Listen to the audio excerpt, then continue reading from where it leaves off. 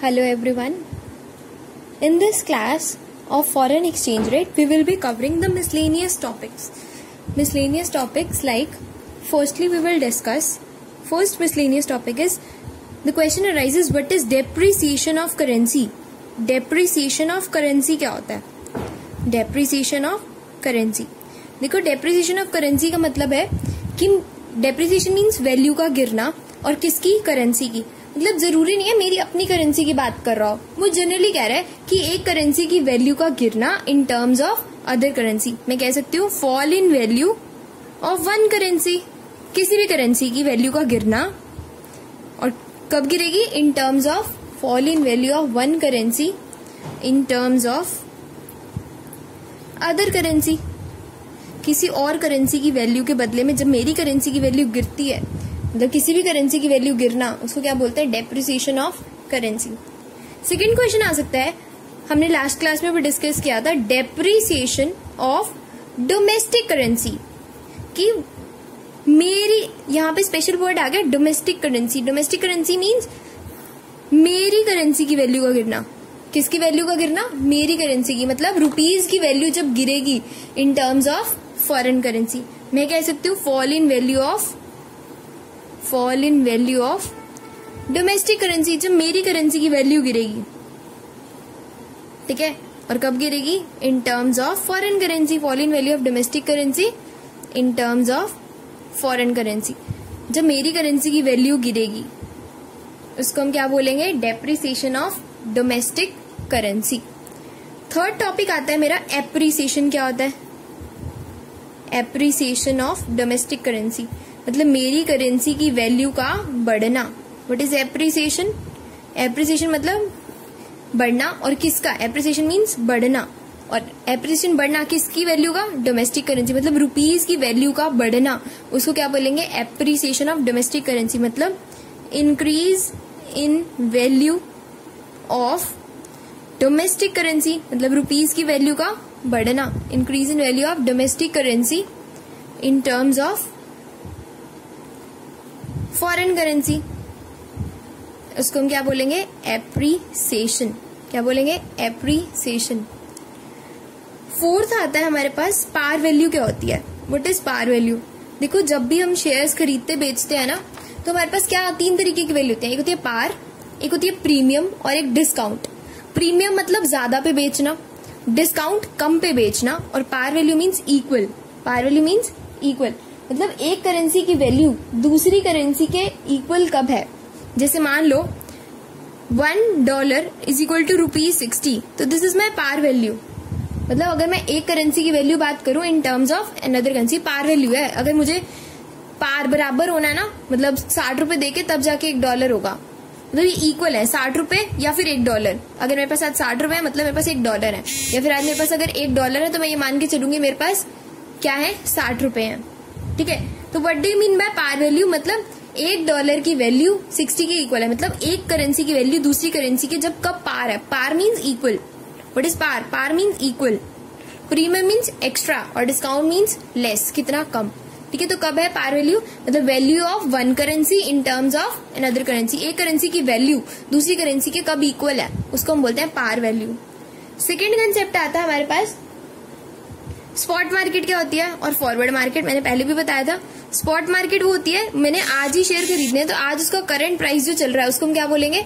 Spot market. But spot market जहां पे daily transaction होती है ना, जहां पे डेली ट्रांजेक्शन होती है, करंट ट्रांजेक्शन मैं कह सकती हूँ, जहां पे करंट ट्रांजेक्शन होती है, करंट अभी के अभी, that is spot market. Current transaction जहां पे होती है. ठीक है. और एक क्वेश्चन आता है फॉरवर्ड मार्केट. क्या होती है? Forward market. फॉरवर्ड मार्केट वो मार्केट होती है जहां पे फ्यूचर में ट्रांजेक्शन्स होती हैं. जिसमें मैंने आपको बताया भी था कि फ्यूचर का रेट हमारा ये चल रहा है. मतलब मुझे अगर शेयर्स खरीदने हैं फ्यूचर में, आज नहीं खरीद रहे, मुझे फॉरवर्ड मार्केट में जाके डील करना पड़ेगा. ठीक है. तो that is future transaction forward market में होती है. फिर हमने सीखा डीवैल्यूएशन ऑफ करेंसी. क्या होता है? Devaluation of domestic currency. Devaluation of domestic currency मतलब मेरी करेंसी की वैल्यू का गिरना. डिवैल्यूएशन मीन्स अगेन गिरना. जैसे डेप्रिसिएशन होता है वही डिवैल्यूएशन होता है, बट डोमेस्टिक करेंसी की वैल्यू का गिरना ठीक है, बट इसमें फर्क क्या है डेप्रिसिएशन में? डेप्रिसिएशन मतलब खुद से मार्केट फोर्सेस की वजह से जब वैल्यू कम या ज्यादा होती है, डिमांड सप्लाई की वजह से, बट डिवैल्यूएशन क्या होता है? जब गवर्नमेंट ऑर्डर की वजह से, गवर्नमेंट जब रेगुलेट करती है, गवर्नमेंट की वजह से, order of the government order की वजह से जब वैल्यू गिरती है तो उसको क्या बोलते हैं? डिवैल्यूएशन। देखो जब गवर्नमेंट को लगता है ना कि हमें ठीक करना है, वैल्यू बढ़ानी है, ये गवर्नमेंट को थोड़ी बहुत पावर दी हुई है कि गवर्नमेंट थोड़ा बहुत एक्सचेंज रेट को एडजस्ट कर सकती है, उसको हम बोलते हैं गवर्नमेंट जब कम या ज्यादा करती है, कम करती है तो उसको बोलते हैं डिवैल्यूएशन, और अगर गवर्नमेंट ज्यादा करती है तो उसको बोलते हैं रीवैल्यूएशन। ठीक है, अगर गवर्नमेंट की ऑर्डर की वजह से ज्यादा होती है तो रिवैल्यूएशन, नॉर्मली डिमांड सप्लाई की वजह से कम होती है तो डेप्रिसिएशन, डिमांड सप्लाई की वजह से बढ़ती है तो एप्रिसिएशन, गवर्नमेंट के ऑर्डर की वजह से कम होती है तो डिवैल्यूएशन, और गवर्नमेंट के ऑर्डर की वजह से बढ़ती है तो रिवैल्यूएशन। क्लियर है? गवर्नमेंट ऑर्डर आपको देख के चलना है कि गवर्नमेंट के ऑर्डर की वजह से बढ़ रही है या फिर गवर्नमेंट ऑर्डर की वजह से गिर रही है। क्लियर? उसके बाद आता है हमारे पास कि रियल एक्सचेंज रेट क्या होता है। क्या होता है कंसेप्ट? रियल एक्सचेंज रेट क्या होता है? ठीक है, दैट इज RER। RER मतलब real exchange rate. Real exchange का मतलब होता है रिलेटिव एक्सचेंज रेट, मतलब एग्जैक्ट वैल्यू की नहीं बात कर रहे हम बात कर रहे हैं रिलेटिव प्राइस। ठीक है, relative price of foreign goods, मतलब मुझे अगर गुड्स खरीद रहे हैं फॉरेन में तो क्या प्राइस चल रहा होगा रिलेटिव, मतलब कंपैरिजन में। ठीक है, तो उसको हम बोलते हैं रियल एक्सचेंज रेट। रिलेटिव का मतलब क्या होता है? कंपैरिजन की हम बात करते हैं कि वहां का प्राइस हमारे यहाँ के गुड्स के अकॉर्डिंग कहते हैं ना, $1 चल रहा होगा 50-60 रुपए, तो relative price, real exchange rate. एक होता है नॉमिनल का मतलब होता है एग्जैक्ट, नॉमिनल एक्सचेंज रेट मतलब एक यूनिट फॉरेन करेंसी कितने के इक्वल है। नॉमिनल एक्सचेंज रेट क्या होता है? 1 यूनिट ऑफ फॉरेन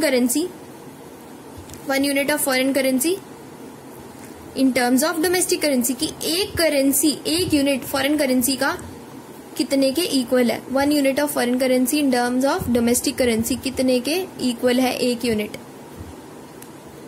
क्लियर? उसके बाद आता है हमारे पास managed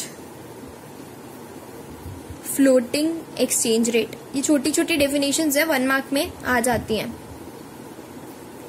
managed floating exchange rate ये क्या होता है? देखो मैनेज फ्लोटिंग एक्सचेंज रेट क्या कहता है? देखो जब भी कंट्री की करेंसी की वैल्यू हम कम या ज्यादा, देखो क्या होता है कि ये ना एक सेंट्रल बैंक को ना पावर दी गई है, RBI को ना एक पावर दी गई है कि वो कंट्री की करेंसी की वैल्यू को ना रीस्टोर कर सकता है। क्या कर सकता है? रीस्टोर। मान लो हमारी कंट्री की करेंसी की वैल्यू ना गिरती चली जा रही है, तो RBI के पास पावर है कि वो हमारी कंट्री की करेंसी की वैल्यू को रीस्टोर कर सकता है। ठीक है, रीस्टोर कर सकता है कैसे? जितना मर्जी, मतलब रीस्टोर, RBI के पास पावर है कि वो हमारी करेंसी की वैल्यू को क्या कर सकता है? रीस्टोर। मान लो वैल्यू गिरी जा रही है तो RBI के पास पावर है कि वो रीस्टोर कर सकता है by following rules and regulations को ध्यान में रखते हुए, by following rules and regulations. ठीक है, रीस्टोर कर सकता है value of currency by following rules and regulations. उसको क्या बोलते हैं? Manage floating exchange rate. क्या बोलते हैं? Manage floating exchange rate. Next आता है हमारे पास dirty floating exchange rate. Dirty floating exchange rate, इसका क्या मतलब होता है? बात वही है कि RBI के पास पावर है कि वो रीस्टोर कर सकता है value of domestic currency in terms of foreign currency, but dirty का मतलब बेकार, मतलब बिना रूल्स एंड रेगुलेशंस को देखे। मैनेज्ड मतलब रूल्स एंड रेगुलेशंस को ध्यान में रखते हुए, बट डर्टी मीन्स विदाउट, या फिर मैं कह सकती हूँ neglecting rules and regulations. Rules and regulations को अनदेखा करते हुए। क्लियर? उसके बाद आता है हमारे पास 2-3 क्वेश्चंस और है बेसिक्स, लाइक ये दोनों लिंक्ड थे आपस में, मैनेज फ्लोटिंग एक्सचेंज रेट या फिर डर्टी। ठीक है, उसके बाद आता है हमारे पास कि क्रॉलिंग पेग सिस्टम क्या होता है? क्रॉलिंग पेग सिस्टम ये क्या है कि हर कंट्री ने ना अपनी वैल्यू स्पेसिफाई करी है, कि मतलब हर कंट्री क्या करती है, अपनी ना वैल्यू स्पेसिफाई कर देती है, वैल्यू को स्पेसिफाई कर देती है कि मेरी कंट्री की वैल्यू ये रहेगी, पार वैल्यू ये रहेगी, ठीक है। प्लस ना साथ में क्रॉलिंग पेग मतलब क्रॉल करना, थोड़ा थोड़ा जरा जरा क्रॉल करना, रेंगना, क्रॉलिंग मतलब रेंगना।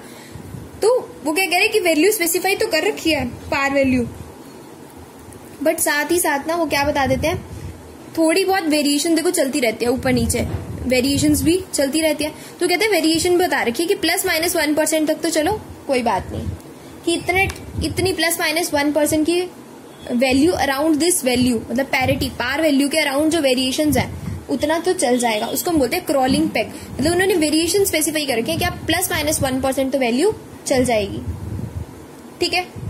फिर आता है next question, adjustment peg system.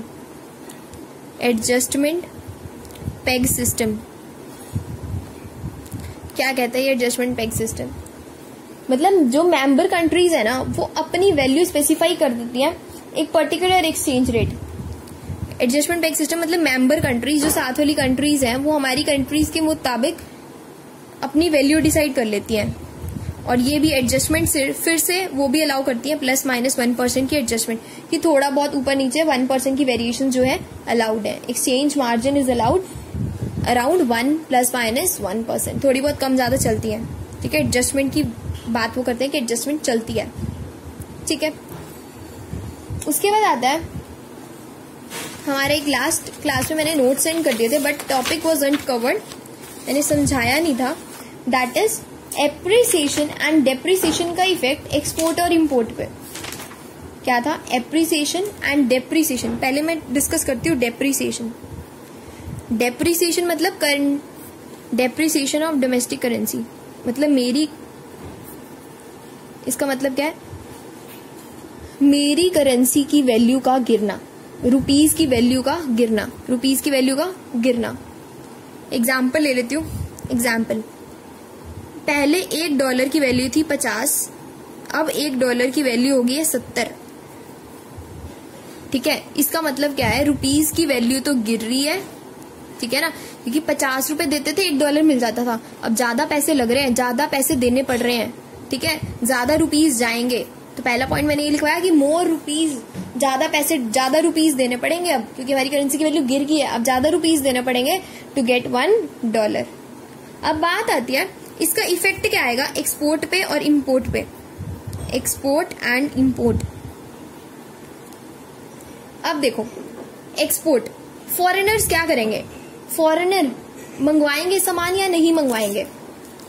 उनको अगर वो, क्योंकि डॉलर की वैल्यू बढ़ रही है, मेरी करेंसी की वैल्यू गिर रही है ना, तो डॉलर की वैल्यू बढ़ रही है, तो फॉरेनर क्या करेंगे? वो सामान यहाँ से मंगवाएंगे, मतलब वो क्या चाहेंगे कि हम सामान मंगवाएं, क्योंकि उनको इंडियन मार्केट में अब सामान सस्ता पड़ रहा होगा, ठीक है। तो अब सामान उनको इंडियन मार्केट, क्योंकि डॉलर की वैल्यू बढ़ रही है, तो उनको, उनकी जो यहाँ पे है रुपीज की वैल्यू गिर रही है, तो उनको सामान अब सस्ता पड़ रहा होगा, तो वो यहाँ से सामान मंगवाएंगे।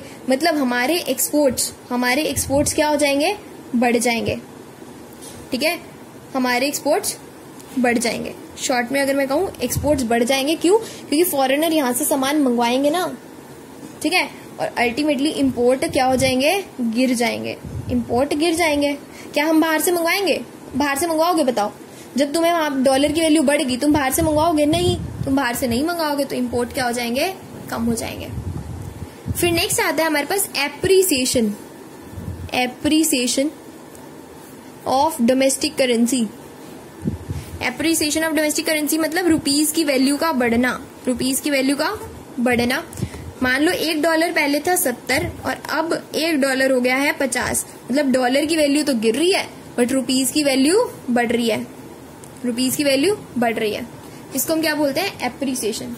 इसका इफेक्ट भी देख लेते हैं एक्सपोर्ट और इम्पोर्ट पे। एक्सपोर्ट और ये आ गया हमारा इम्पोर्ट। बताओ क्या इम्पैक्ट आएगा? अब क्या करेंगे? हम मंगवाएंगे या क्या करेंगे? डॉलर की वैल्यू गिर रही है, डॉलर की वैल्यू गिर रही है, तो आप वहां से सामान ज्यादा मंगवाओगे या नहीं मंगवाओगे? क्योंकि इम्पोर्ट हमें सस्ता पड़ेगा, तो इम्पोर्ट तुम बढ़ा दोगे, ठीक है। अब क्या वो फॉरेनर हमारी कंट्री से मंगवाएंगे? नहीं, क्योंकि उनको यहाँ महंगा पड़ रहा होगा, तो एक्सपोर्ट गिर जाएंगे। क्लियर है? इस कंसेप्ट को लॉजिकली आराम से सोचना, समझना और उसके बाद इसको अंडरस्टैंड करना, ठीक है? कोई भी डाउट होता है you can message me, and with this miscellaneous topics your chapter foreign exchange rate is over. Do revise again and again by watching the videos. इस वीडियोस को देखते रहो, 10-10 मिनट की video clips can make you recall the concept again and again. Okay, do recall the concept and learn and complete your chapter. Thank you so much.